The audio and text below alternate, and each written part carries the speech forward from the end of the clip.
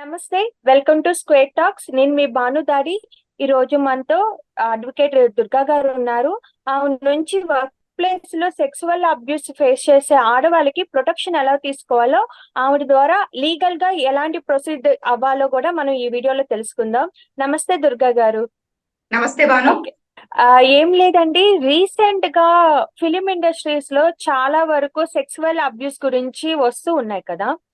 అలాగే ఏంటంటే ఈ మధ్య కాలంలో మూవీ ఇండస్ట్రీలో హేమ కమిటీ అని చెప్పి ఒక కమిటీ ఏర్పడింది.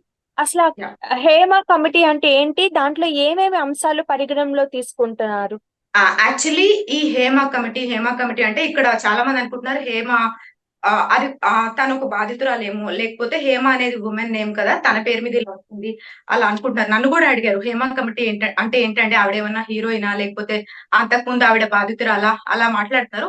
యాక్చువల్ గా ఇది 2017 లో ఏర్పాటు చేసిన కమిటీ.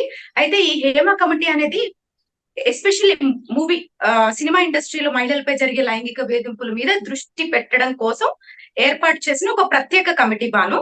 అయితే ఆ ఆ వర్క్ ప్లేస్ లో మహిళలకి ఒక సురక్షితమైన వాతావరణాన్ని కల్పించడం కోసం, వాళ్ళని కొలీగ్స్ నుంచి వేధింపులకి రక్షణగా ఆ వాటి మీద ఎలాంటి నివారణ చర్యలు తీసుకోవాలి అనే కోసం రూపొందించిన కమిటీ ఈ హేమ కమిటీ. అయితే ఈ హేమ అనే పేరు పెట్టడానికి కారణం ఏంటి అంటే, కేరళ హైకోర్టు అప్పుడు మాజీ న్యాయమూర్తి త్రిసభ్య కమిటీ, ముగ్గురు జడ్జెస్ కలిపి ఒక కమిటీ, జడ్జెస్ అండ్ అందులో తను శారద హీరోయిన్ కూడా ఉన్నారు, జడ్జ్ గారు. అయితే ఈ ముగ్గురు త్రిసభ్య కమిటీతో ఏర్పాటైన కమిటీ కాబట్టి అందులో ఈ justice retired judge name Hema అన్నమాట, ఆవిడ పేరు హేమ.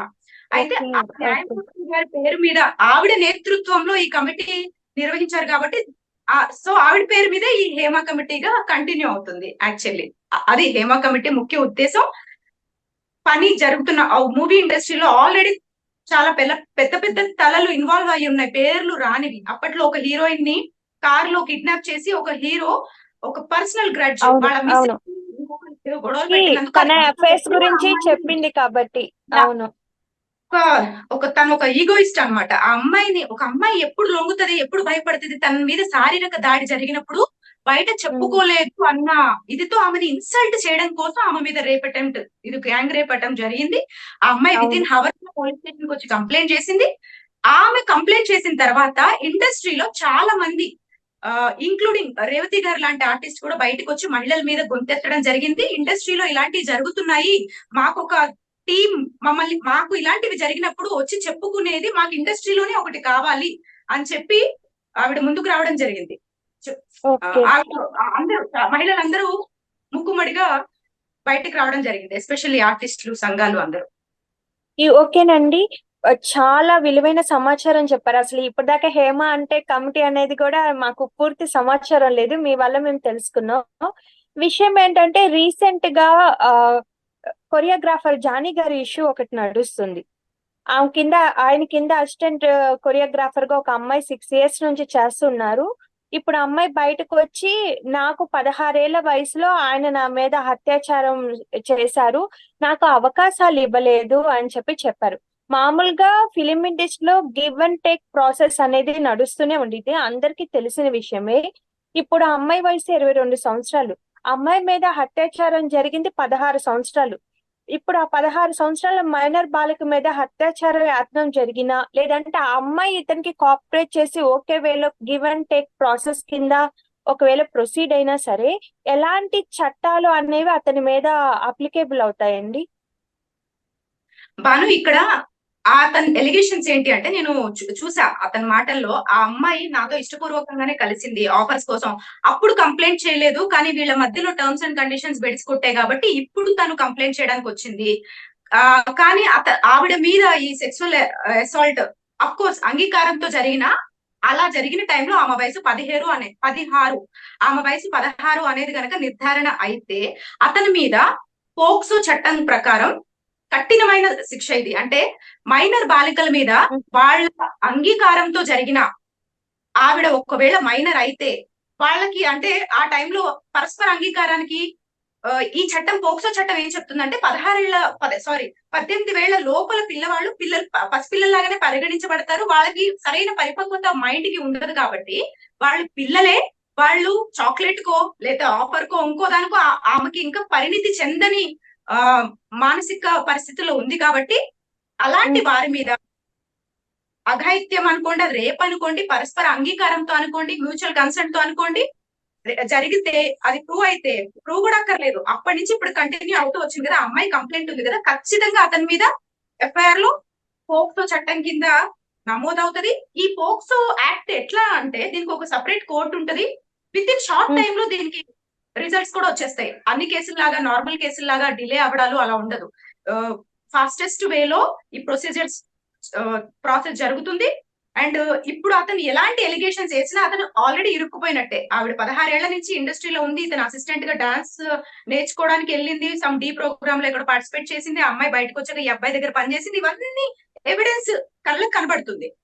ఖచ్చితంగా అతని మీద చట్టపరమైన శిక్షలు ఉంటాయి. అతను వేరే తప్పించుకునే మార్గమే లేదు. ఇప్పుడు పొరపాటున ఆవిడ నాతో వచ్చి పక్కన పడుకుంది అని చెప్పినా వాడికి పడాల్సిన శిక్ష పడుతుంది, అంతే, అది ఖాయం. దుర్గా గారు, నాకు ఒక డౌట్ అండి. మామూలుగా అయితే 18 సంవత్సరాలు నిండని పిల్లలు ఎవరినైనా సరే ఏదైనా పనుల్లో పెట్టుకున్నా, ఎక్కడ పెట్టుకున్నా బాల కార్మికుల చట్టం అని చెప్పి అప్లికేబుల్ అయ్యిద్ది. అలాంటిది సినిమాలోను, టీవీ సీరియల్స్ లోను చిన్న పిల్లలే యాక్ట్ చేస్తూ ఉంటారు కదా, అది కూడా ఒక వర్కింగే కదా. మరి వాళ్ళకి ఎలాంటి చట్టాలు అప్లికేబుల్ అయితే అసలు అలాగా తీసుకోవచ్చా? ఏదైనా పర్మిషన్స్ తీసుకొని జాయిన్ చేస్తారా వాళ్ళని? ఇది బాను, సినిమా అనేది ఎంటర్టైన్మెంట్. ఇప్పుడు డాన్స్, సినిమా కళల కిందకు వస్తాయి, ఆర్ట్ కిందకు వస్తాయి. సో వీటిని ఇప్పుడు డాన్స్ నేర్చుకోవడం పని అవ్వదు, అదొక ఆర్ట్. సపోజ్ ఆ సినిమాలో ఈ పిల్లోడి మీద క్రువాలిటీ చూపిస్తే, లేదా ఆ పిల్లోడిని బాగా హింసించడము, వర్క్ అవర్స్ అంటే వాళ్ళకి నిద్ర, చదువు, వీటన్నిటిని ఇప్పుడు చదువు అంతకుముందు ఒకటి జరిగింది. డి ప్రోగ్రామ్ లోనో ఒక డాన్స్ బేబీ డాన్స్ షోలోనో ఒక అమ్మాయిని డాన్స్ చేపించడం అండ్ అతను ఆ అమ్మాయిని ఏడిపించడం, సరిగా చేయలేదు అంటే ఆ పిల్ల కుమిలిపోయి బాధపడడం. అలాంటి టైంలో చాలా కమెంట్స్ వచ్చాయి, ఆ అమ్మాయిని మానసికంగా కృంగదీస్తున్నారు, ఆమె చిన్నతనంలో ఆమెకి చాలా భారం పడుతుంది, ఆమెకి ఇవన్నీ ముందు ముందు ఒక ట్రోమటైజ్ చేసే దిశగా వెళ్తుంది, ఇది ఆపండి అని చెప్పి అన్నప్పుడు యాక్చువల్లీ ఆ పాప ఇష్టపూర్వకంగా ఒక కళని నేర్చుకుని ఆ కళని ప్రదర్శిస్తుంది కాబట్టి అది తప్పు కాదు. ఆమె మీద క్రువాలిటీ చూపిస్తే, ఆమెని పరోక్షంగా అమ్మాయిని మీద ఒక రకమైన కృంగుబాటుకి గురి చేస్తే అప్పుడు ఖచ్చితంగా శిక్ష అవుతుంది. ఇంకోటి, ఇక్కడ బాల కార్మికులు అంటున్నాం కదా, కార్మికులు అంటే ఒక ఇండస్ట్రీలో గాని కంపెనీల్లో గాని వాళ్ళకి జీతం ఇస్తూ, శాలరీ ఇస్తూ, వాళ్ళని పనిలో పెట్టుకుని వాళ్ళకి ఆశ చూపించడం, నీకు ఇది చేస్తే నీకు చదువుకునే ఏజ్ లో అంటే 18 ఏళ్ల వయసు లోపల పిల్లలు చదువుకోవాలి, ఆడుకోవాలి, వాళ్ళకి సరైన అట్మాస్ఫియర్ ని క్రియేట్ చేయాలి. అది తల్లిదండ్రుల బాధ్యత, తల్లిదండ్రుల తర్వాత సొసైటీ బాధ్యత కూడా. మన కళ్ళ ముందు ఒక బాబు ఒక కంపెనీలో పనిచేస్తుంటే ప్రతి కంపెనీకి ఒక నార్మ్స్ ఉంటాయి. ఇప్పుడు ఒకటి ఐసిసి అని ఉంటది, ఇంటర్నల్ కంప్లైంట్ కమిటీ అని.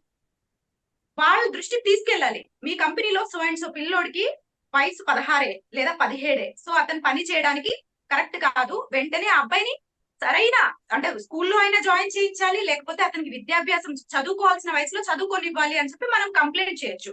సో అలా జరిగినప్పుడు వాళ్ళు చూసేసి వాళ్ళకి సరైన ఇది వేదికను ఏర్పాటు చేస్తే తప్పవదు.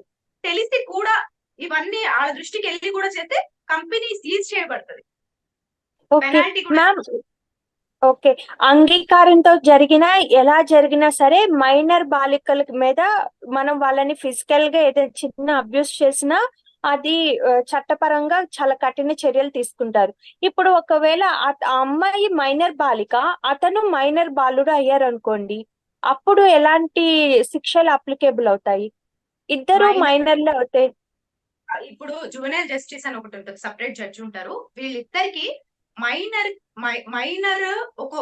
మీద రేపటం చేసిన 18 ఏళ్ల లోపల జరిగే చట్టపరమైన శిక్షలు ఏముంటాయో దానికి ఖచ్చితంగా అబ్బాయి అయినా సరే, అతనికి ఇప్పుడు లేటెస్ట్ గా అది ఇంకా నాకు జడ్జిమెంట్ తెలియదు, కరెక్ట్ గా ప్రాపర్ గా తెలియదు, బట్ 17 ఏళ్ల లోపు బాలుడైనా పూర్తి పరిపక్వత ఒక అమ్మాయి మీద రేప్ చేస్తే దాన్ని కూడా పోక్సోగా కన్సిడర్ చేయమని చెప్పి కొన్ని వాదనలు వచ్చాయి. దానికి ఇంకా సరైన జడ్జిమెంట్ నాకు తెలియదు, బట్ అది 100% ఆ అబ్బాయి పూర్తి అవగాహనతో చేసి ఉంటే గనక ఇక్కడ పోక్సో చట్టంలో ఎటువంటి శిక్షలు అయితే వర్తించబడతాయో ఇతనికి కూడా అప్లై చేయాలని చెప్పి స్ట్రాంగ్ ఆర్గ్యుమెంట్స్ జరిగాయి. దానికి సంబంధించిన జడ్జిమెంట్ నాకు తెలియదు బాగా. ఓకే. బట్ ఇప్పుడు బట్ ఏదైనా ఒక విషయం నేను కన్ఫర్మ్ చేయాలనుకుంటున్నా, 18 ఏళ్ల లోపు పిల్లలు తప్పు జరిగితే వాళ్ళకి సెపరేట్ చట్టాలు ఉన్నాయి. ఈ కోర్టులు కూడా వేరు, శిక్షలు వేరు. వాళ్ళకి శిక్ష అంటే ఏంటి అంటే, సపోజ్ వాళ్ళకి చదువు చెప్పడం, సపరేట్ గా పెట్టడం, ఇలాంటి మన జనజీవన స్రవంతి నుంచి దూరంగా పెట్టడం. ఎందుకంటే అతని యొక్క మనస్తత్వం క్రూరంగా ఉంది కాబట్టి తనలో మార్పు వచ్చే వరకు ఇది ఒక పనిష్మెంట్ కాని పనిష్మెంట్. అతనికి కొంచెం సపరేట్ గా అతనికి చదువు చెప్పడం. వాళ్ళ జడ్జెస్ కూడా వేరే ఉంటారు. చెప్పండి. ఓకే. ఇప్పుడు ఒక ఉమెన్ 18+ దాటిన ఉమెన్ అయినా ఎవరైనా సరే, ఒక ఉమెన్ వర్కింగ్ ప్లేసెస్ లో ఏదైతే తను ఎక్కడైతే వర్క్ చేస్తుందో ఆ వర్క్ ప్లేసెస్ లో ఏ ఏ విధమైన ఏ పరమైన సెక్సువల్ అబ్యూస్ కనుక తను ఫేస్ చేసిందంటే తను ఎవరిని వెళ్ళి అప్రోచ్ అవ్వాలి, ఏ రకమైన కేసెస్ అనేది అవతల వాళ్ళ మీద ఫైల్ చేయాలి, అలాగే ఎలాంటి ప్రూఫ్స్ అనేవి రెడీగా పెట్టుకోవాలి. యాక్చువల్లీ మన ఇండియాలో బాను ఒకటి పని పని ప్లేస్ లో లైంగిక వేధింపుల నిరోధక చట్టం అని ఉంది. దాన్ని పాష్ అంటారు, POSH అంటే షార్ట్ కట్ లో పాష్. పాష్ అంటే ఏంటి అంటే ప్రివెన్షన్ ఆఫ్ సెక్సువల్ హెరాస్మెంట్. అంటే ఈ చట్ట ప్రకారం బాధితులకు న్యాయం అందించబడుతుంది, నిందితులకు శిక్షలు ఉంటాయి. అంటే ఆ ఉద్యోగం ఊడిపోవడంతో పాటు 2 ఏళ్ల జైలు శిక్ష ఇలాంటివి కాకుండా ఆ అమ్మాయికి అంటే యాక్చువల్లీ ఇలాంటివి జరగకుండా ముందే నేను చెప్పాగా ఇందాక ఒకటి, పని చేసే దగ్గర sexual abuse at work place, ఈ పని చేసే దగ్గర గనక వాళ్ళు ఈ అసాంఘిక చర్యలకి సపోజ్ వాళ్ళ కొలీగ్స్ నుంచి బ్యాడ్ టచ్, తప్పుడు చూపులు ఇలాంటివి ఎదురవడం, లేకపోతే వాళ్ళకి పోనోగ్రఫీ చూపించడం, వాళ్ళ విచిత్రమైన చేష్టలు సైగలు చేయడం, వాళ్ళని ప్రమోషన్స్ ఇస్తానని ఆశ చూపిస్తూ వాళ్ళని రకరకాలుగా వేధించడం, అమ్మాయికి ఇష్టం లేకపోయినా పదే పదే వచ్చి వెకిల్ చేష్టలు చేయడం, ఇలాంటి ఏమైనా జరిగితే వీటికి పాష్ అని అంటే ఒక చెప్పాను కదా లైంగిక వేధింపుల నిరోధక చట్టము, దాన్ని ప్రివెన్షన్ ఆఫ్ సెక్సువల్ హెరాస్మెంట్. ఈ చట్ట ప్రకారం వాళ్ళకి శిక్షలు ఉంటాయి. అంటే వాళ్ళని జాబ్ లోంచి పీకేయడము, వాళ్ళకి పెనాల్టీ వేయడము ఇలాంటివన్నీ ఉంటాయి. అది ప్రూవ్ చేసుకున్న తర్వాత. దుర్గా గారు ఈ విషయం చెప్పండి, అసలు పని ప్రదేశాలు అంటే ఒక వర్కింగ్ ఉమెన్ తన వర్కింగ్ ఎన్విరాన్మెంట్ లో ఎలా అప్రమత్తంగా ఉండాలి, ఎలాంటి జాగ్రత్తలు తీసుకోవాలి, ఏదైనా ప్రమాదం జరిగినప్పుడు తను దాన్ని ఫేస్ చేయడానికి ఎలాంటి చర్యలు తీసుకోవాలి? ఇప్పుడు యాక్చువల్ గా ప్రతి చోట హ్యూమనైజర్స్ ఉన్నారు భాను. పని ప్రదేశాల్లో, ఇంట్లో, లేకపోతే బయటికి వెళ్లే దగ్గర ఎక్కడైనా, especially working women every day ఒక టాస్క్ లాగా తనకి ఒక జాబ్ చేసి ఇంటికి రావడం, ప్రశాంతంగా ఉండడం అనేది ఆవిడికి ఒక కత్తి మీద సాము లాంటిది. ఒక మహిళ గనక జాబ్ కి వెళ్ళింది అంటే రకరకాల కళ్ళు, ఒక నెగిటివిటీ, ఒక ఆమె ఈ ఒడిదుడుకులతో పాటు ఇలాంటి విధవల్ని కూడా ఫేస్ చేయాలి. అందరూ అన్నట్టు ఎంతమంది వ్యక్తులు, కొందరు మగవాళ్ళు అమ్మాయిల్ని వాళ్ళ రక్షిస్తారు, అంటే కాపాడుకుంటారు వాళ్ళని, అరే తిని ఇంకా రావాలి చెయ్యాలి అని ఆదరించే వాళ్ళు చాలా మంది ఉంటారు. కానీ కొందరు మాత్రం ఒక అమ్మాయి జాబ్ కి వచ్చింది అంటే ఆమెని ఒక సాటి హ్యూమన్ బీయింగ్ లా కాకుండా ఏదో ఈ అమ్మాయి ఈజీగా అంటే స్కూటీ నడిపే అమ్మాయిలో, లేకపోతే జాబ్ కి వెళ్లే అమ్మాయిలో చాలా ఓపెన్ బ్రాడ్ మైండెడ్ అని ఊహించుకుంటారు. అంటే వాళ్ళకి ఇష్టం ఉందా లేదా అనే సంగతి పక్కన పడేసి చాలా ఎరేయడానికి ప్రయత్నిస్తూ ఉంటారు వాళ్ళని రకరకాలుగా.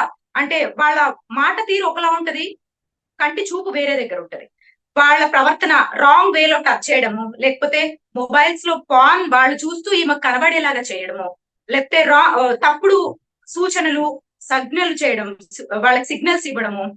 ఆవిడ చెప్పుకోలేదు ఫలానా చేశాడు అంటే ఏం చేశాడు అంటే కూడా చెప్పలేదు. అలాంటి స్థితికి ఈ అమ్మాయిని తీసుకురావడం జరుగుతుంది. అట్లాంటి టైంలో నా ఉద్దేశ ప్రకారం ఉమెన్ ఇది చూసి చూడనట్టు వదిలేయకూడదు. ఒకవేళ చూసి చూడనట్టు వదిలేస్తే ఏమవుతుందంటే తొండం ముదిరి ఊసర వెళ్ళ అయినట్టు వాడు ఈమె నుంచి ఇంకొక అమ్మకి, ఇంకొక నుంచి ఇంకో అమ్మకి అది కంటిన్యూ చేస్తూనే ఉంటాడు. ఎప్పుడు వర్క్ ప్లేస్ లో ఒక అతని నుంచి ఇట్లాంటి దుశ్చర్యలు కనుక ఒక అమ్మాయి ఫేస్ చేస్తే ఎమ్మటే అడగడం కూడా స్టార్ట్ చేసుకోవాలి. అంటే ఒకవేళ ఏడుపు మొహం పెట్టి అమాయకంగా పెడితే అవకాశం అవుతుంది, ఏడిస్తే అవకాశం అవుతుంది. అదే ఎదిరించామనుకోండి ఇంకోసారి ఎన్నడూ వాడు రిపీట్ చేయడు. ఇది నేను ప్రాక్టికల్ గా అనుభవించింది. అండ్ ఇలా ప్రతి అమ్మాయి ఉండాలనుకుంటా. ఎందుకంటే పని చేయడానికి రోడ్డు మీదకి తను వస్తుంది అంటే ఇలాంటివన్నీ మైండ్ లో పెట్టుకోవాలి, ఏ రకంగా ఎదుర్కోవాలి అనేది మనం ప్రీవియస్ ఇంటర్వ్యూలో కూడా బట్ మళ్ళీ ఇంకోసారి చెప్పాలంటే అతన్ని క్వశ్చన్ చేయడం మొదలు పెట్టాలి. ఆ అమ్మాయికి ఒకవేళ ఇలాంటివి సీరియస్ అయింది అంటే ఐసీసీకి తీసుకెళ్ళాలి, అతని మీద ఇంటర్నల్ కంప్లైంట్ కమిటీలో నమోదు చేయాలి. ఇలా కంప్లైంట్ ఇవ్వడం వల్ల ఏం జరుగుతుంది అంటే అతని ట్రాక్ రికార్డ్ కూడా సపోజ్ 1, 2, 3 తెలుస్తుంది. అండ్ పాత కంపెనీలో ఈయన బిహేవియర్ ఏంటి అని తెలిస్తే ఇంకోసారి అతని జాబ్ రాదు. ఇలాంటి ఎక్కువ రిపీట్ అయ్యి కంప్లైంట్స్ ఎక్కువ నమోదు అవడం వల్ల ఏం జరుగుతుంది అంటే అతను ఇంకొకసారి జాగ్రత్త పడతాడు. లోపల ఎలాంటి పశుతత్వం ఉన్నా అట్లీస్ట్ ఇల్లు దాటి బయటకు వచ్చినప్పుడు దాన్ని కవర్ చేసుకోవడానికి ట్రై చేస్తాడు. Women, okay. ఎస్పెషల్లీ ఉమెన్ అలాంటి వాటిని ఎంకరేజ్ చేయకూడదు. అంటే ఎదుర్కోవడం నేర్చుకోవాలి, ప్రశ్నించడం నేర్చుకోవాలి, కంప్లైంట్ చేయడం నేర్చుకోవాలి. తద్వారా తనని తాను రక్షించుకోవడమే కాకుండా తన బోటి స్త్రీలను కూడా ఈవిడ ద్వారా ప్రొటెక్ట్ చేయగలుగుతుంది. ఓకే మ్యామ్, మీరు ఇంత చట్టాలు ఇంత ధైర్యం ఇన్ని చెప్తున్నారు కదా. ఒక ఉమెన్ డాక్టర్ చేసిన అమ్మాయి, కలకత్తా డాక్టర్ రేప్ కేసు చూసామంటే తను అప్పటికి 36 గంటలు వర్కింగ్ చేసి ఒక హాల్లో వెళ్ళి నిద్రపోతూ ఉన్నారు. ఆ మీద రేప్ అటెంప్ట్ జరిగింది. అతను నేను చేశానని ఒప్పుకున్నాడు. అలాగే కొన్ని కొన్ని వాళ్ళ హాస్పిటల్ కి సంబంధించిన యాజమాన్యం కూడా దీంట్లో ఉన్నట్టు నిజ నిర్ధారణ కూడా జరుగుతుంది. అయినా సరే ఎందుకు వాళ్ళ మీద ఎలాంటి యాక్షన్స్ తీసుకోవట్లేదు? అది అసలు మన భారతదేశాన్ని ఉలిక్కి పడేలా చేసింది. యావత్తు భారతదేశం మొత్తం ఒక్కసారిగా అయ్యో, వర్కింగ్ ప్లేసెస్ లో ఉమెన్ కి ఇంత సేఫ్టీ లేకుండా ఉందా? అది కూడా ప్రాణాలు కాపాడే డాక్టర్కే లేనప్పుడు మామూలుగా వర్కింగ్ నైట్ షిఫ్ట్లు చేసే ఆడపిల్లల పరిస్థితి ఏంటి అని చెప్పి అంటున్నారు. ఇప్పటి వరకు తన కేసెస్ ఎంత వరకు వచ్చింది? అసలు ఏం జరిగింది? అది చెప్పగలరా? తప్పకుండా బాను. యాక్చువల్లీ హాస్పిటల్ అనేది ఒక ఎమర్జెన్సీ ప్లేస్. ఇక్కడ పని అవును. వేళల్ని నిర్ణయించడానికి లేదు. సపోజ్ 8 గంటల పని వేళలు ఇక్కడ వర్తించవు. ఎందుకు అంటే ఒక్కొక్క నిపుణులు ఒక్కొక్క దానికి నియమింపబడతారు. ఈవిడ డ్యూటీ డాక్టర్. తనకి ఆ టైంలో వర్క్ అలాట్ చేస్తే ఒకవేళ ఇంకొక డ్యూటీ డాక్టర్ అవైలబిలిటీ లేకపోతే ఇది ఎమర్జెన్సీ ప్లేస్ కాబట్టి బహుశా ఆమెని ఎక్స్టెండ్ చేయొచ్చు. లేకపోతే అంతర్గతంగా ఈమె మీద ఇంటెన్షన్ ఉన్న అతను ఈ రోజు నైట్ ఇలాంటిది ప్లాన్ ఇలాంటిది చేయాలి అనుకున్నప్పుడు కూడా అతను ఆమెని నిర్బంధించి ఉంచొచ్చు. అంటే కావాలని డ్యూటీని ఎక్స్టెండ్ చేయించి ఆమెని అక్కడ జరిగి ఉండొచ్చు. యాక్చువల్ నిజాలు అనేది బయటకు వస్తే గానీ తెలియదు. కానీ అక్కడ జరిగిన సిచ్యువేషన్ లో ప్రకారం ఇది ఒక కైండ్ ఆఫ్ మీడియాలో చదివి మనం కళ్ళతో మనం చూడలేదు, కానీ మీడియాలో చెప్పిన దాని ప్రకారం ఇది ఒక కైండ్ ఆఫ్ యాక్సిడెంట్. ఎట్లా అంటే ఆ అమ్మాయికి వర్కింగ్ టైంలో ఆ పని అయిపోయిన తర్వాత ఏ డాక్టర్ అయినా ఏ డ్యూటీ నర్స్ అయినా సరే మిడ్ నైట్ ఒక అంత పేషెంట్స్ అంతా పడుకున్నాక అంత సద్దుమణిగింది అనుకుంటే వాళ్ళు ఒక 2, 3 మనుషులే కదా డాక్టర్లైనా, దేవుళ్ళే డాక్టర్లు. కానీ వాళ్ళకి అవసరాలు అన్ని ఉంటాయి కాబట్టి ఓ 2 గంటలు పడుకోవడానికి వెళ్ళిన టైంలో కళ్ళు మూసుకుని పడుకున్నప్పుడు చుట్టుపక్కల ఏం జరుగుతుంది అనేది ఆమె ఖచ్చితంగా తెలియదు. అయితే వాడు ఆ టైంలో దూకి రావడము ఇవన్నీ ఏదో కట్టు కదా నిజమా మనకి ఎవరికే తెలియాలి. అలా వచ్చి అఘాయిత్యం జరిగిన తర్వాత జరిగిన చర్యలు పోలీస్ స్టేషన్ కి వెళ్ళడము, పోలీసు వాళ్ళు కంప్లైంట్ వెళ్ళడము, వాళ్ళు రావడము, అక్కడ ఉన్న ఎవిడెన్స్ ని సేకరించడము, క్లూస్ టీమ్ రావడము, ఆ అబ్బాయి కెమెరాని బట్టి అండ్ అతని హెడ్సెట్ ని బట్టి అతన్ని పట్టుకోవడము, ఇదంతా జరిగింది. కానీ ఇక్కడ కొన్ని రకాల డౌట్స్ ఏంటి అంటే స్పర్మ్ కౌంట్, సారీ అక్కడ ఉన్న క్వాంటిటీ ఆఫ్ స్పర్మ్ ఎక్కువ ఉండడము, ఇక్కడ ఒకరికి మించి అవును. ఎక్కువ మంది నేరానికి పాల్పడి ఉంటారు అనే అనుమానాలు, ఇవన్నీ ఒకలాంటి ఎక్కడ మనం ఉన్నాం ఎలాంటి అంటే పోలీసులు కూడా కనిపెట్టలేని దుస్థితి. అంటే ఇప్పుడు మనం ఏఐ వచ్చింది, కొంత టెక్నాలజీ, రకరకాల ఇట్లా చిటికలో ఇక్కడి నుంచి అక్కడికి మనం రీచ్ అయిపోతాము. ఈ జూములు ఇవన్నీ ఇంత డెవలప్ అయిన దాంట్లో పోలీస్ సిస్టమ్ ఎందుకు డెవలప్ అవ్వట్లేదు? పోలీస్ సిస్టమ్ ఈ టెక్నాలజీని ఎందుకు వాడుకోవట్లేదు? ఇప్పుడు క్లూస్ టీము ఆ టైంలో కలెక్ట్ చేసిన ఒక ఏదైతే ఉందో ఆ టైంలో బూట్ అక్కడ ఆ ఏరియాలో ఎంతమంది నడిచారు, ఎంతమంది అక్కడ జరిగిన గలాటాలో ఎవరెవరు వేలిముద్రలు దొరికాయి, అక్కడ ఉన్న ఆల్రెడీ ఉన్న స్టాఫ్ అందరు వేలిముద్రలు కలెక్ట్ చేసుకోవడము. ఇప్పుడు ఇంకొకటి నిజాలని రప్పించే ఇంజెక్షన్ త్రూ వాళ్ళని ట్రాన్స్ లోకి తీసుకెళ్లి కొన్ని నిజాలు చెప్పించే ఎక్విప్మెంట్ కూడా ఉంది. కానీ ఆ పరికరాలు కూడా ఇప్పుడు లేటెస్ట్ వా లేదా ఎప్పటియో వాడుతున్నారా? ఇదంతా మన ఇండియా ఎస్పెషల్లీ నేరాలు ఆడవాళ్ళ మీద ఎక్కువ జరుగుతున్న దేశం. అలాంటప్పుడు మనం దేని మీద కాన్సన్ట్రేట్ చేయాలి? ఏది అంటే పనిచేయడం మొదలు పెట్టాలి. కానీ మన ఇండియాలోనే ఉన్న ఒక ప్రభుత్వానికో ప్రజా నాయకులకో మన గత్యంతరం అంటే దుస్థితి ఏంటి అంటే ఆడవాళ్ళ మీద కాన్సన్ట్రేషన్ తక్కువ ఉండడం. ఇప్పుడు ఒక గ్రూప్ ఉందనుకోండి, ఒక సొసైటీలో ఒక సమాజానికి నేరం జరిగింది అనుకోండి, అప్పటికప్పుడు జరిగిపోయే చర్యలు మా అంటే ఇప్పుడు మన స్టేట్ తెలంగాణలో లాస్ట్ టైం జరిగిన దాంట్లో చట్టాన్ని చేతిలోకి తీసేసుకుని షూట్ చేసి పడేశారు అవును వాళ్ళు. దిశ అది దిశ అవును అది తప్పే. ఇప్పుడు నేరం జరిగి ఇన్ని నెలలు అవుతున్నా దాంట్లో every day to day bulletin release చేయాలి. సో అండ్ సో కేసులో ఈ రోజు వచ్చిన పరిణితి ఇది, ఈ రోజు జరిగినది, ఈ రోజు మేము తేల్చిన ఇది, అట్లా ఒక సీరియస్ సబ్జెక్ట్ ఇది. ఇలాంటి ఇన్సిడెంట్ మళ్ళీ రిపీట్ అవ్వకూడదు, ఇంకొకళ్ళ మీద ఇలాంటి అఘాయిత్యాలు జరగకూడదు అంటే ఇట్లాంటి వాటి మీద కఠిన చర్యలు ఉండాలి, వేగవంతమైన ప్రాసెస్ జరగాలి. కానీ ఇట్లాంటివి ఏమి జరగకపోవడానికి కారణం ఏంటి అంటే టెక్నాలజీని వాడుకోవడం వచ్చిన అట్లాంటి ఒక వ్యవస్థని వాడుకోలేకపోవడంలో విఫలం అవ్వడము.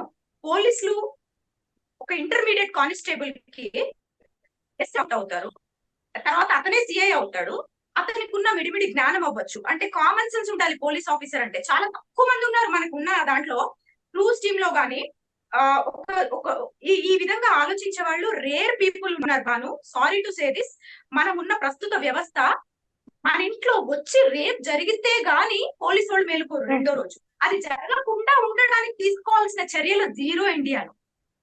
అమ్మాయిలకే చెప్తారు బట్టలు ఎలా వేసుకోవాలి, అమ్మాయిలకే చెప్తారు ఎలా మాట్లాడాలి, కానీ దీనికి సంబంధించిన ఒక హార్మోన్స్ ఎలా డెవలప్, అబ్బాయిలు ఇట్లాంటి నేర ప్రవృత్తి కల వాళ్ళకి ఎట్లాంటి ప్లేసెస్ లో వాళ్ళని పెట్టాలి, వాళ్ళ మీద నిఘా ఉంచాలి. ఇప్పుడు రాజకీయవేత్తలు ఓట్లు, ఇప్పుడు సపోజ్ ఎలక్షన్స్ ఉన్న టైంలో కొంతమందిని తీసుకెళ్లిపోయి హౌస్ అరెస్ట్ చేస్తారు. సపోజ్ అతని మీద రౌడీ షీట్ ఉందనుకుంటాం, వాళ్ళని తీసుకెళ్లి లోపలేస్తారు. ఎందుకు వేస్తారు? ఈ ఎలక్షన్స్ టైంలో గలాట అవ్వచ్చు, బాంబ్ బ్లాస్టింగ్ జరగవచ్చు, వీళ్ళ వల్ల ఏమన్నా జరగవచ్చు అని అనుమానితులందరినీ తీసుకెళ్లి పిఎస్ లో పోలీస్ స్టేషన్ లో పెడతారు. ఇలాంటి రేపిస్ట్ల తత్వం ఉన్న వ్యక్తుల్ని ఒకసారి రెండు సార్లు వీళ్ళే ఫస్ట్ సారి దొరికిన వాళ్ళు కాదు, ఖచ్చితంగా వాళ్ళ ట్రాక్ తీస్తే ఎక్కడో ఒక్కర రికార్డ్ ఉంటది. ఇలాంటి వాళ్ళ మీద నిఘా ఎందుకు పెట్టరు? వీళ్ళ ప్రవర్తన ఎలా ఉంది, వీళ్ళు నెక్స్ట్ వీళ్ళ మూవ్స్ ఎలా ఉంటాయి? ఎందుకంటే దొంగతనం జరిగిన తర్వాత, ఒక రేప్ జరిగిన తర్వాత, ఒక వస్తువు పోయిన తర్వాత ఉలిక్కి పడే బదులు ప్రభుత్వాలు దానికి బిఫోర్ జరగాల్సిన వాటిని ఈ టెక్నాలజీ వాడుకుని ఫోన్లని హ్యాక్ చేస్తున్నారే. మరి దొంగల ఫోన్లు, వీళ్ళ చర్యలు ఏంటి, వాళ్ళ మూవ్స్ ఏంటి, ఇట్లాంటి మీద ఎందుకు పెట్టరు అనేది నిజంగా యాజ్ అన్ అడ్వకేట్ నేను నాకు చాలా సార్లు ఆలోచనలు వచ్చి చాలా బాధపడుతుంటా. మా కోర్టులో కూడా సరిపోయిన జడ్జెస్ లేరు చెప్పాలంటే. ఉన్న జడ్జెస్ కూడా పాపం వాళ్ళకి ఎక్స్ట్రా వర్క్ లోడ్. ఒకే రోజు మొన్న మధ్య 120 కేసెస్ క్లోజ్ చేశారు. నాకు అది చాలా ప్రౌడ్ అనిపించింది. అది కూడా హడావిడిగా చేయలేదు, ఇంచు పరిశీలించుకుంటూ కరెక్ట్ గానే న్యాయం జరిగింది. అట్లా అందరూ జడ్జెస్ చేస్తే ఇంత పెండింగ్ కేసులు ఎందుకు ఉంటాయి? ఇప్పుడు సపోజ్ ప్రైవేట్ వ్యవస్థల్లో రిక్రూట్మెంట్ నడుస్తుంది చాలా ఫాస్ట్ గా. వాళ్ళు ఇప్పుడు మొబైల్ చూసుకున్న Airtel, other technologies, mobiles 4G ఇట్లాంటివన్నీ డెవలప్. వీళ్ళ దగ్గర నుంచి మన బిఎస్ఎన్ఎల్ తీసుకోవడము, బిఎస్ఎన్ఎల్ ని అందరూ వెనకబడి ఉంది అని మాట్లాడుకోవడము. ప్రభుత్వం టాప్ లో ఉండాలి, ప్రైవేట్ కన్నా. ప్రైవేట్ ఏజెన్సీలు టాప్ లో కాదు. ప్రభుత్వానికి ఫండ్స్ వస్తాయి, వాళ్ళకి కావాల్సినంత ఇది సమకూర్చుకునే కెపాసిటీ. ఇప్పుడు ఎందుకని జడ్జెస్ ని నియమించుకోవడానికి లేట్ చేస్తారు? ఇప్పుడు నేను ఒక జడ్జిని నేను అడిగాను, సార్ ఇట్లా పబ్లిక్ లో ఇలాంటి ఇది ఉంది కదా, అదే కోర్టుల చుట్టూ తిరగాలి, మీ అడ్వకేట్స్ చుట్టూ తిరగాలి, మాకు న్యాయం జరగదు ఇలాంటి అనుకుంటారు కదా అంటే, నాకు ఆ రిటైర్డ్ జడ్జి గారు చెప్పింది ఏంటి అంటే, అమ్మ మన కోర్టు ఏం చెప్తుంది, 100 మంది నేరస్తులు తప్పించుకున్నా పర్వాలేదు, ఒక్క నిజాయితీ పరుడు వాడికి శిక్ష పడడానికి వీల్లేదు అని ఎలా అందో, అలాగే పోలీసులు ఛార్జ్ షీట్ వేసిన తర్వాత పోలీసులు వేసిన ఛార్జ్ షీట్ లో ఎంక్వైరీ చేసి దాంట్లో ఉన్న పూర్వపరాలు పరిశీలించి దానికి ఉన్న ఇదంతా చూసుకుని ఈ స్టేజెస్ అన్ని దాటుకుని ముందుకు వచ్చే లోపల ఈ లోపల ఎవిడెన్స్ ఇవ్వరు. ఒక్కొక్కసారి ఎవరైతే ఫైల్ కంప్లైంట్ చేశారో వాళ్ళు కోర్టుకు రారు, పోలీసులు ఎంక్వైరీ లేట్ అవుతుంది, లేకపోతే మళ్ళీ ఈ లోపల వాయిదాలు పడతాయి. ఇలా రకరకాల పరిస్థితులు ఒక కేసు జడ్జిమెంట్ కి కారణం అవుతాయి. అది ఒక్కళ్ళ చేతిలో ఉంటే ఇలా జరగదు.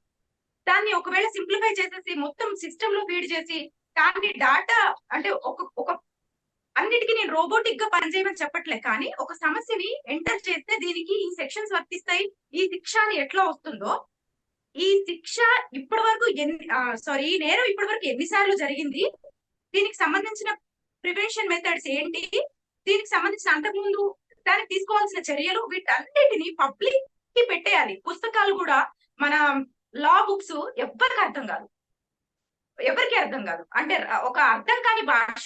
ఎప్పుడో బ్రిటిష్ వాళ్ళు వచ్చిన టైంలో అక్కడక్కడ దేశాల నుంచి మనం అడాప్ట్ చేసుకున్న లాస్ ఉన్నాయి కదా, అఫ్ కోర్స్ వాటి మీద అమెండ్మెంట్స్ జరుగుతూనే ఉన్నాయి. కానీ భాష తెలుగు మాట్లాడద్దు ఒకళ్ళు నేను కొన్నిసార్లు తెలుగులో ట్రాన్స్లేట్ చేసుకుని బాగా అర్థం చేసుకుని క్రాస్ ఎగ్జామినేషన్ కి వెళ్తాను కదా, కొన్నిసార్లు తెలుగు వస్తే నా ఆపోజిట్ నా అదర్ సైడ్ అడ్వకేట్ ఫేస్ వెనకాల చూస్తారు, అది ఏమంటారమ్మా అంటే అందరికి కామన్ లాంగ్వేజ్. ఇప్పుడు ఈ ఏరియాలో కొందరికి తెలుగే వచ్చు. నేనేమంటాను, నా ఆర్గ్యుమెంట్స్ జరిగేటప్పుడు నా తరపున క్లయింట్ కూడా అర్థం కావాలి నేను కోర్టుకి ఏం చెప్తున్నా అనేది. ఎందుకు అంటే నేను ఒక మీడియేటర్, క్లయింట్ కి జడ్జ్ కి మధ్యలో నేను ఒక సంధానకర్త. అడ్వకేట్ అనగానే నేనేదో పెద్ద ఇది కాదు. క్లయింట్ నన్ను వాడుకుని కోర్టు వారికి తన ప్రాబ్లం ని చెప్తున్నాడు. ఈ కోర్టు భాష రాదు కాబట్టి క్లయింట్ కి నాకు చెప్పి నా చేత చేస్తున్నాడు. అంటే నేను ఒక పంతులు గుడిలో, అక్కడ దేవుడు, ఇక్కడ భక్తుడు, నేను ఒక పంతులు. కానీ ఈ భాష రానందున పాపం ఆ నేరస్తులైనా అనుకోండి లేదా బాధితులైనా అనుకోండి, వాళ్ళు ఏం జరుగుతుందో కూడా తెలియకోకుండా కోర్టును దూషిస్తారు. అక్కడ వేస్ట్, అసలు ఏం పనులు కావు అని చెప్పి యాక్చువల్ ప్రాసెస్ ఏం జరుగుతుందో తెలియదు. సో ఈ టెక్నాలజీని ప్రతి దాన్ని మనం ఎడ్యుకేట్ అవ్వుతూ జనాల్ని ఎడ్యుకేట్ చేస్తూ ట్రాన్స్పరెంట్ గా పెట్టినప్పుడు ప్రభుత్వ నాయకులు కానివ్వండి, ఇవన్నీ పోలీస్ స్టేషన్ లో కానివ్వండి, అన్ని ఆన్లైన్ లో పెట్టడము, వాటి మీద సంబంధించిన డిస్కషన్స్ జరగడం, బయట రావడం, చర్చించుకోవడము, ఇలా ఎప్పుడు ఎక్కువ జరుగుతాయో అప్పుడు ఈ దొంగలు దాక్కుంటారు, బయటికి రారు, రేపిస్టులు పారిపోతారు. ఎంత ట్రాన్స్పరెంట్ అయితే, ఎంత క్వశ్చన్ చేస్తే, వాళ్ళకి ఎంత శిక్షలు అధికంగా పడితే, ఎంత సారీ ఈ లీగల్ మ్యాటర్స్ ఎంత స్పీడ్ అప్ అవుతాయి, అంత తొందరగా నేరాలు తగ్గుతాయని అందరికీ తెలుసు. కానీ ఈ దిశగా పనిచేసే వాళ్ళు కనుక ముందుకు రాగలిగితే మన భారతదేశం కూడా పక్క కంట్రీస్ తో పోటీ పడి కనీసం నేరాల్లో వెనక్కి తగ్గడానికి ఛాన్స్ ఉంది. ఎందుకంటే మనం టాప్ 3 లిస్ట్ లో ఉన్నాం అన్నిట్లో, జనాభాలో చూసుకోండి, నేరాల దృష్టిలో చూసుకోండి, కానీ ఎదుగుదలలో వెనక్కి పడిపోయాం. సో వీటన్నిటిని కన్సిడర్ చేసి చూస్తే అవేర్నెస్ లోపం వల్ల ఎదగట్లేదు అంటే ఇలాంటివి రిపీట్ అవుతున్నాయని నా ఉద్దేశం. బాగా దుర్గా గారు చాలా బాగా చెప్పారండి. అసలు ఒక వర్కింగ్ ఉమెన్ కి ఆపోజిట్ జెండర్ ఉన్న వ్యక్తి ఒక ఉమెనైజర్ అని ఎలా తెలుస్తుంది, ఎలా గుర్తించాలి, అలాగే ఒక ఉమెన్ గా ఆపోజిట్ లో ఉన్న ఉమెనైజర్ ని ఎదుర్కోవడానికి ఒక 3 టిప్స్ చెప్పరా? బాను, యాక్చువల్లీ ఒక ఉమెనైజర్ ని గుర్తుపట్టడం చాలా ఈజీ బాను. ఎందుకంటే సారీ, చాలా తక్కువ మంది ఉన్నారు. నేను ఒక 100 మందిలో 2 ఉంటారు ఉమెనైజర్స్. ఉమెనైజర్ ప్రధాన లక్షణం ఏంటి అంటే అతిగా అవసరం లేకపోయినా కల్పించుకుని మాట్లాడటము, అతని చూపు వేరేలాగా ఉండడము, ఆ అమ్మాయిని అటెన్షన్ గ్రాప్ చేయడం కోసం రకరకాలుగా బిహేవ్ చేయడము. అంటే ఇది ఏమంటారు, అతను ఒక అమ్మాయి మీద వచ్చిన అభిమానం వచ్చినప్పుడు బిహేవియర్ వేరేలా ఉంటది. అందరినీ గెలుపుకోవాలి, అందరినీ గోకాలి, చిల్లరగా బిహేవ్ చేసే వాళ్ళ లక్షణాలు, బాడీ లాంగ్వేజ్ చాలా తేడాగా ఉంటాయి. వాళ్ళ కంటి చూపు మనకి కన్వే చేసేలాగా ఉంటే నేను నీ మీద ఇంట్రెస్టెడ్ అని చెప్పి, రాంగ్ వేలో ఇంట్రెస్టెడ్ అని వాళ్ళ చూపులో తెలిసిపోద్ది, వాళ్ళ ప్రవర్తనలో తెలిసిపోద్ది, వాళ్ళు ఇచ్చే షేక్ అండ్ టచ్ లో తెలిసిపోతుంది. వాళ్ళు కొంచెం తెలియకోకుండానే విచిత్రంగా విభిన్నంగా బిహేవ్ చేస్తారు. సపోజ్ మనకు ఒక టాస్క్ ఇచ్చారు వర్క్ చేయమని చెప్పి, అందులో ఏం తప్పు లేకపోయినా కావాలని తప్పులు ఎతికి నువ్వు ఇది సరిగా చేయలేదు అని చెప్పి ఆమెను ఇన్సల్ట్ చేయడానికి కూడా ట్రై చేస్తాడు. ఎందుకు అంటే ఆ అమ్మాయి సారీ చెప్పడము, లేకపోతే ఆ అమ్మాయి ప్రైవేట్ ఏరియాస్ లో ఆమె ఎక్కడన్నా సపోజ్ వాష్రూమ్ కి వెళ్ళే టైంలో అక్కడ నిలబడము, లేకపోతే ఆమెని ఇన్సల్ట్ చేసి ఆమంతట ఆమె లొంగిపోయేలాగా చేయడము, లేకపోతే ఆమెకి ఆశ చూపడం, ఎరేయడము, రాంగ్ టైంలో రాంగ్ వేలో ఆ అమ్మాయిని చూడడము, వీటన్నిటిని గమనిస్తే ఆదిలోనే కట్ చేయగలుగుతారు ఉమెన్. చాలా మంది అంటారు నేను గుర్తుపట్టలేకపోయాను, లేకపోతే ఆ అబ్బాయి అలాంటి వాడు అని అనుకోలేదు అంటే నాకు చాలా ఆశ్చర్యంగా అనిపిస్తుంది. ప్రతి అమ్మాయి ఖచ్చితంగా గుర్తుపట్టగలుగుతుంది ఎదుటి వ్యక్తి నీ మీద ఏ రకమైన ఇంట్రెస్ట్ చూపిస్తున్నాడు అనేది. అతని ప్రవర్తనలో, అతని మాట తీరులో, అతను వేసే ప్రశ్నల్లో, అతను సంధించే క్వశ్చన్స్ లో ఈజీగా తెలుసుకోవచ్చు వీడి తేడాగాడు అని.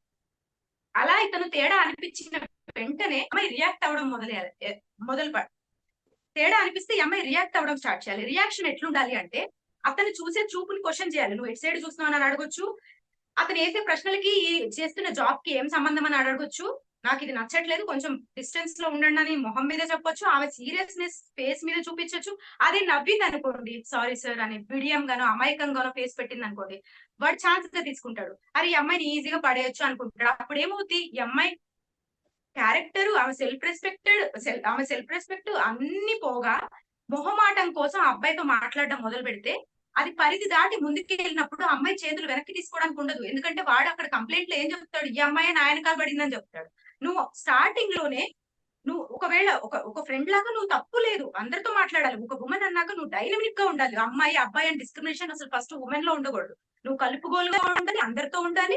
అట్ ది సేమ్ టైం నీకు ఒక నాలెడ్జ్ ఉండాలి.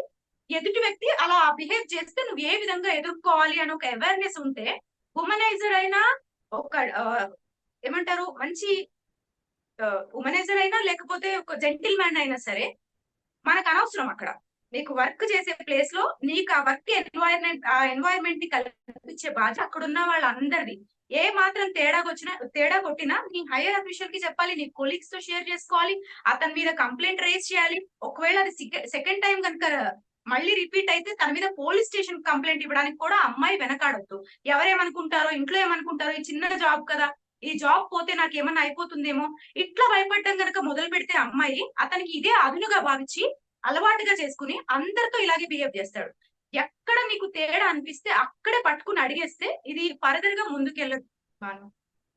ఓ, బాగా చెప్పారు. కానీ ఎంతమందికి ఈ అవగాహన ఉండిద్దో నాకు తెలీదు. ఎందుకంటే ఎప్పుడైనా ఒక ఆఫీస్ లో ఎక్కడైనా ఒక బాస్ కానీ టీమ్ లీడర్ కానీ ఏదైనా మాట అనేసిన వెంటనే వీళ్ళు కోఆపరేట్ వేలో సారీ అయినా చెప్పేస్తారు, లేదా బడబడా అయినా ఏడ్చేస్తారు. బట్ మీరు చెప్పిన వేలో రెస్పాండ్ అయ్యే ఉమెన్స్ చాలా తక్కువ మంది ఉన్నారు సొసైటీలో. మీరు నాకు ఈ విషయం చెప్పండి, మీరు ఎప్పుడైనా సరే ఫేస్ చేశారా ఇలాంటి సంఘటనలు? ఎప్పుడైనా మీరు ఎదుర్కొన్నారా? బాను, అమ్మాయి అన్నాక ప్రతి అమ్మాయి కొందరు చెప్పుకోరు. ఎందుకంటే అమ్మో నేను కూడా ఇలాంటి ఫేస్ చేశానంటే నా గురించి ఏమనుకుంటారో అనుకుని. కానీ నేను చెప్పాలనుకుంటున్నా. ఎందుకు అంటే నువ్వు నోరు తెరిస్తేనే కదా. ఇప్పుడు మీ టూ అనేది రావడం వల్ల మూవీ ఇండస్ట్రీలో చాలా మంది విక్టిమ్స్ నాకు కూడా జరిగింది, నాకు ఇది జరిగింది అని చెప్పుకోవడం అవును, వల్ల అవతలు ఎవరైతే ఈ చర్యలు చేశారో వాళ్ళు అక్కడ అవును, చాలా టెన్షన్ పడ్డారు. చెప్తుంది అయ్యో అయిపోయింది నా ఇంకోసారి ఇలా చేయదని ఒక భయాన్ని పుట్టించగలిగారు. సో అవును. ఎప్పుడైనా ఇలాంటి జరిగినప్పుడు షేర్ చేసుకోవడంలో తప్పులేదు. అంటే ఇది కూడా జరుగుతుంది అనేది తెలిస్తే అవతల అమ్మాయి జాగ్రత్త పడదు. సో మీరు నన్ను పర్సనల్ గా నాకేమైనా జరిగిందని అడిగితే ఎస్, నాకు కొన్ని సంఘటనలు ఫేస్ చేశాను, నేను ఎదుర్కొన్నాను. ఆ ఎదుర్కోవడం మూలంగా నాకు ధైర్యం వచ్చింది. అరే ఇట్లా చేస్తే వీడు భయపడతాడా అని చెప్పి నేను ప్రాక్టికల్ గా తెలుసుకున్నా. నేను ఇంటర్మీడియట్ లో ఉన్నప్పుడు ఆ మేము చింతల్లో ఉండేవాళ్ళం బాను. 171M బస్సు వచ్చేది. అది చింతల్ నుంచి చార్మినార్ వెళ్తది. అయితే సారీ, చింతల్ నుంచి మెహదీపట్నం లేదు, చార్మినార్ బస్సే 171M. ఇది నేను ఎప్పటికీ మర్చిపోను.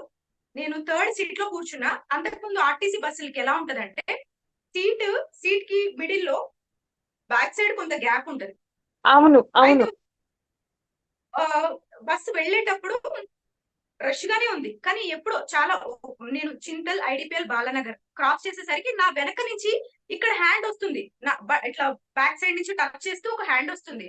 ఎవరో రష్ గా ఉన్న బస్ లో చేయి పొరపాటు ఫస్ట్ నాకు రాంగ్ సెన్స్ అయింది.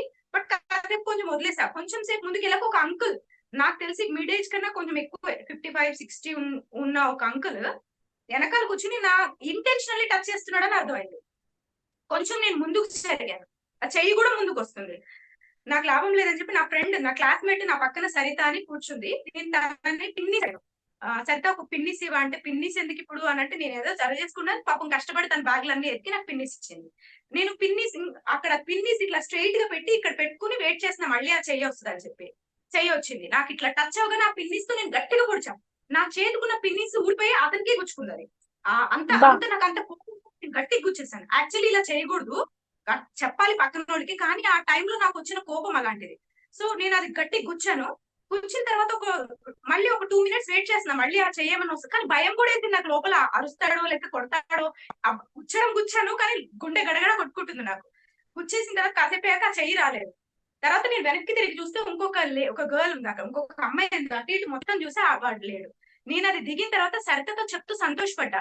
అంటే మనం అనుకుంటాం కొంతమంది, అదే ఇదే సేమ్ ఇన్సిడెంట్ నాకు 8 years 9 years అప్పుడు కూడా జరిగింది. ఒక అంకుల్ నన్ను ఒళ్ళో కూర్చోబెట్టుకున్నప్పుడు వేరేలాగా బిహేవ్ చేయడం, నేను అప్పుడు ఏం చేయలేకపోయాను. లేచి అంకుల్ నేను వస్తానని చెప్పి పక్కకి వెళ్ళిపోయాను. అప్పటికి నాకు ఇప్పటికి ఇంత అంటే భరించడం, ఓహో ఇలాగా అని చెప్పి ఆ ఎదుర్కొంటే క్వశ్చన్ అంటే ఇట్లా గుచ్చితే మన ప్రవర్తనలో కూడా నోటితో తిట్టక్కర్లేదు. ఇలా నా యొక్క అయిష్టాన్ని ఈ విధంగా ప్రదర్శించడం వల్ల వాడికి భయపడ్డాడు. నెక్స్ట్ స్టాప్ లో దిగిపోయాడు. అంటే ఆ సరితకి చెప్పినప్పుడు కూడా అమ్మో నెక్స్ట్ టైం ఇలా చేయకే, ఏదైనా ప్రాబ్లం అవుతుందేమో, అందరు మనల్ని బస్సులో అందరు మనల్నే చూస్తారు అంటే, మనల్ని చూస్తే ఇంకా మంచిది, ఎందుకంటే ఏం జరిగిందో నేను చెప్పడానికి అవకాశం వస్తుంది. నెక్స్ట్ ఓహో నాకు అప్రిషియేషన్ దొరుకుతుంది, నువ్వు బాగైందమ్మా మంచి పని చేసావని చెప్పి. ఒక అమ్మాయిని ఒక అబ్బాయి ఇబ్బంది పెడుతుంటే ఆ అమ్మాయి ఒకవేళ నోరు తెరవలేని పరిస్థితిలో ఉందనుకోండి, మనం చూస్తున్నాం అనుకోండి, చూసే వాళ్ళైనా వెళ్ళి ఏంట్రా నువ్వు ఏం చేస్తావు అని అడిగితే ఆ అమ్మాయికి ధైర్యం వస్తుంది చాలా. సో నేను నా ఎక్స్పీరియన్స్ ఇలా చెప్పడానికి రీజన్ ఏంటంటే, ఎప్పుడు మీకు జరిగిన ఇలాంటివి అప్పటికప్పుడు ఎదుర్కోండి. నిజంగా చెప్తున్నా, ఒక కొట్టినా తప్పు లేదు, పోలీసులు కూడా మిమ్మల్ని ఏమనలేదు, ఎందుకంటే మిమ్మల్ని మీరు కాపాడుకోవడానికి మీకు జరుగుతున్న ఒక డిస్రెస్పెక్ట్ ని ఈ రకంగా ఎదుర్కోవడంలో తప్పలేదు. ఒక చంప దెబ్బ కొడితే వాడు ఖచ్చితంగా, అది మీరు అపార్థం చేసుకుని కాదు, మీరు కన్ఫర్మ్ చేసుకోండి, వాడు కావాలనే చేస్తున్నాడు అన్నప్పుడు అందరి ముందు ఒక దెబ్బ కొట్టి వాడిని క్వశ్చన్ చేసి పోలీస్ స్టేషన్ లో పడేస్తే సిగ్గుతో అయినా ఇంకోసారి ఇలాంటి రిపీట్ చేయడం నా ఉద్దేశం. బాగా చెప్పారు. అసలు చూస్తే చాలా ఇన్స్పైరింగ్ గా అనిపించింది. లాస్ట్ అండ్ ఫైనల్ ఒకే ఒక క్వశ్చన్ అండి, ఇది బాగా హీటెడ్ టాపిక్ కాబట్టి. ఇప్పుడు జానీ మాస్టర్ ఆ అమ్మాయిది ఇష్యూ తీసుకున్నామంటే, అసిస్టెంట్ కొరియోగ్రాఫర్ది, ఆ అమ్మాయికి అవకాశాలు వచ్చేంత వరకు ఆయనతో బాగా ఉండి తర్వాత బయటకు వచ్చింది కదా. సో కోర్ట్ ఏమైనా ఈయన హెల్ప్ చేసి ఆ అమ్మాయి ఎదుగుదలకి హెల్ప్ చేసినందుకు కూడా ఏమైనా శిక్ష అనేది తగ్గిద్దా? అలాంటి ఏవి కన్సిడర్ చేయకుండా తను మైనర్ గా ఉన్నప్పుడు జరిగింది కాబట్టి ఇప్పుడు ఇతని మీద చర్య తీసుకోవాలనుకుంటుందా? అండ్ నెక్స్ట్, ఈ అమ్మాయి 6 సంవత్సరాల క్రితం ఆవిడ మీద జరిగిన రేపటం గురించి ఇప్పుడు మేజర్ అయ్యాక వచ్చి బయట చెప్పారు. సో అప్పుడు నిజంగా జరిగిందా లేదా అనేది వీళ్ళు ఎలా తెలుసుకుంటారు, ఎలా ప్రొసీడ్ అవుతారు ఈ కేసులో? బాను, ఇక్కడ జరిగింది, అతను ఒక సెక్సువల్ ఫేవర్ తీసుకుంటూ ఆ అమ్మాయికి అవకాశం ఇచ్చాడు, ఇది నేరమే.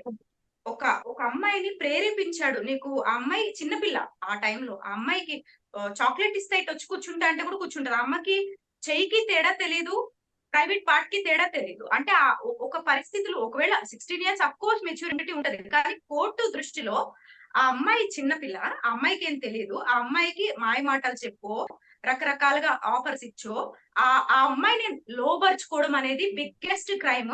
ఇది ఖచ్చితంగా పోక్సో యాక్ట్ కిందకి వస్తుంది. యాక్చువల్లీ ఇప్పుడు జరిగితే ఏమవుతుందంటే, ఒక అమ్మాయిని మెడికల్ టెస్ట్ కి పంపుతారు, అక్కడ జరిగిందా లేదా, అక్కడ ఆ అమ్మాయి, ఇది అలిగేషన్ కాదు, రేపట్టం జరిగిందా లేదా, ఇవన్నీ కూడా పరిగణలోకి తీసుకోవడం జరుగుతుంది. కానీ ఇప్పుడు ఇతని విషయంలో అది పాస్ట్ లో జరిగిన సంఘటన. కానీ అక్కడ వాళ్ళ తల్లిదండ్రులు కూడా చెప్తున్నారు, ఈ అమ్మాయి స్వయంగా స్వహస్తాలతో కంప్లైంట్లు రాసింది. నాకు జానీ మాస్టరు వేధించేవాడు, నేను సపోజ్ వేరే వాళ్ళతో మాట్లాడితే కూడా నన్ను కొట్టేవాడు, బాంబే తీసుకెళ్లి నాకు ఆఫర్ ఇప్పిస్తానని చెప్పి ఒక హోటల్లో నన్ను నిర్బంధించి వాడుకున్నాడు. సో ఇవన్నీ ఫ్యాక్ట్స్ ఉన్నాయి కదా. ఇప్పుడు ఆమెది ఏ హోటల్ కి ఏ ఇయర్ లో ఎప్పుడు తీసుకెళ్లాడో ఆ ట్రాక్ కూడా ఉంటది, ఏది ఏరియస్ కాదు, అక్కడ రిజిస్టర్స్ ఉంటాయి ప్రతి హోటల్లో. ఏ ఇయర్ లో ఈ అమ్మాయి హోటల్ రూమ్ కి వెళ్లాల్సి వచ్చింది, ఒక మైనర్ బాలికతో ఒక మాస్టర్ ఇద్దరు కలిసి ఒకే రూమ్ లో ఉంటే ఐడి ప్రూఫ్ ఏమి ఇచ్చాడు, ఇవన్నీ కూడా ఎంక్వైరీలో వస్తే బాను ఖచ్చితంగా అతను శిక్ష నుంచి తప్పించుకోలేడు. అతను ఇప్పుడు మాయమాటలు చెప్పి ఆ అమ్మాయే నాకు లొంగిపోయింది, కానీ నాతో పడుకోమని అడిగితే పాపమని ఆమె కోరికను తీర్చడానికి నేను ఆమెతో కలిశాను శారీరకంగా అని చెప్పినా కోర్టు వినదు. ఆ టైంలో 16 ఏళ్ల వయసులో ఒక అమ్మాయితో సెక్సువల్ గా పార్టిసిపేట్ చేస్తే, శారీరకంగా కలిస్తే అది మ్యూచువల్ కన్సెంట్ సెక్స్ అవ్వదు, అది రేప్ కిందకే వస్తుంది. పోక్సో చట్టం నుంచి అతను ఎట్టి పరిస్థితుల్లో తప్పించుకునే ఛాన్స్ లేదు. ఓకే, చాలా థ్యాంక్స్ అండి, మీ విలువైన సమయాన్ని మాకిచ్చి చాలా మంచి విషయాలు చెప్పారు. నెక్స్ట్ ఎపిసోడ్ లో ఇంకొక మంచి టాపిక్ తో మళ్ళీ కలుద్దాం. థ్యాంక్ యూ అండి. థ్యాంక్ యూ బాను, నాకు ఇంత మంచి అవకాశం ఇచ్చి, ఈ వేదికను నాకు ఇచ్చి, నువ్వు అడిగే క్వశ్చన్ల ద్వారా పబ్లిక్ కి కూడా అవేర్నెస్ తీసుకురావడానికి నువ్వు అడిగే ప్రతి ప్రశ్న చాలా వాల్యుబుల్. మనం ఇలాగే ఇంకా మంచి మంచి ప్రశ్నలతో జనాల్లో అవేర్నెస్ తీసుకొద్దాం. Thank you so much Banu. చూసారు కదండి, అడ్వకేట్ దుర్గా గారి నుంచి ఒక వర్కింగ్ ఉమెన్ వర్కింగ్ ఏరియాస్ లో ఎలాంటి పరిస్థితులు వచ్చినా ఎలా ఎదుర్కోవాలి, ఎలాంటి తగిన చర్యలు తీసుకోవాలి, చట్టం ఎలాంటి చర్యలు తీసుకుంటుంది, ఎలాంటి సెక్షన్స్ అనేవి అవైలబుల్ గా ఉన్నాయో చెప్పారు. అలాగే మీకు కూడా ఏదైనా లీగల్ గా ఏదైనా సమస్యలు ఉన్నా, వాటి గురించి పరిష్కారాలు కోరుకుంటున్నా కింద కామెంట్స్ లో అడిగి తెలుసుకోండి. మేము దాని మీద ఒక ప్రోగ్రామ్ కండక్ట్ చేస్తాము. నెక్స్ట్ ఇంకొక వారం ఇంకొక ఎపిసోడ్ లో కలుసుకుందాం. Thank you.